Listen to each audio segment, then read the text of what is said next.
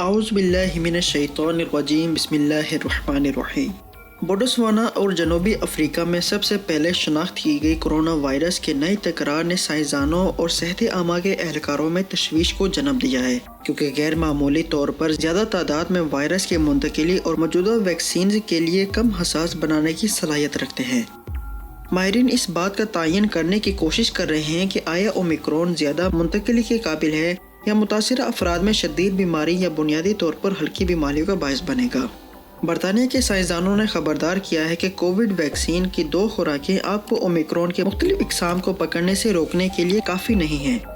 UK Omicron اور delta کے cases کی ابتدائی تجزیے سے پتہ چلتا ہے کہ ویکسین نئی قسم کو روکنے میں کم مؤثر ہے۔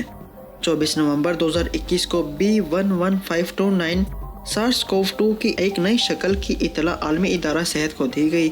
یہ نئی قسم پہلی بار 11 نومبر 2021 کو بوٹسوانا میں اور 14 نومبر 2021 کو جنوبی افریقہ میں جمع کیے گئے نمونوں میں پائی گئی۔ 26 نومبر 2021 کو WHO نے B11529 یعنی اومیکرون کا نام دیا اور اسے تشویش کی ایک قسم VOC کے طور پر درجہ بند کیا۔ جنوبی افریقہ اور دنیا بھر کے محققین اومیکرون کے بہت سے پہلوؤں کو بہتر طور پر سمجھنے کے مطالعات کر رہے ہیں اور ان کے مطالعات کے دستیاب ہونے کے ساتھ ہی ان کے نتائج کو شائع کرتے رہیں گے۔ اس وقت WHO اومیکرون کو بہتر طور پر سمجھنے کے لیے دنیا بھر کے محققین کی ایک بڑی تعداد کے ساتھ رابطہ کر رہا ہے۔ فی الحال جاری یا جلد جاری ہونے والے مطالعات میں منتقلی کی تشخیص، انفیکشن کی شدت بشمول ویکسین کی کارکردگی اور تشخیصی ٹیسٹ اور علاج کی تاثیر شامل ہے۔ آگے بڑھنے سے پہلے ہمارے چینل کو سبسکرائب کریں اور ساتھ میں بنے بیل آئیکن کو بھی پریس کر دیں تاکہ سب سے پہلے نوٹیفیکیشن آپ کو مل سکے۔ ورلڈ ہیلتھ آرگنائزیشن نے اومیکرون کو تشویش کی ایک قسم قرار دیا اور خبردار کیا کہ اس سے لاحق عالمی خطرات بہت زیادہ ہیں۔ ورلڈ ہیلتھ آرگنائزیشن کے مطابق انٹارکٹیکا کے علاوہ ہر براعظم پر 4 درجن سے زیادہ ممالک میں اس قسم کی شناخت کی گئی ہے۔ دسمبر کے آغاز میں کیلیفورنیا کے رہائشی جو جنوبی افریقہ سے وطن واپس آئے تھے کی شناخت اومیکرون سے متاثرہ پہلے امریکی کے طور پر ہوئی تھی۔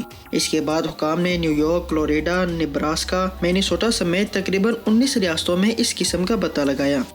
لیکن امریکہ میں بیماریوں کو کنٹرول اور روک تھام کے مراکز کے ڈائریکٹر ڈاکٹر روچیل ویلنسکی جیسے ماہرین نے خبردار کیا کہ آنے والے دنوں اور ہفتوں میں اس تعداد میں اضافہ ہونے کا امکان ہے۔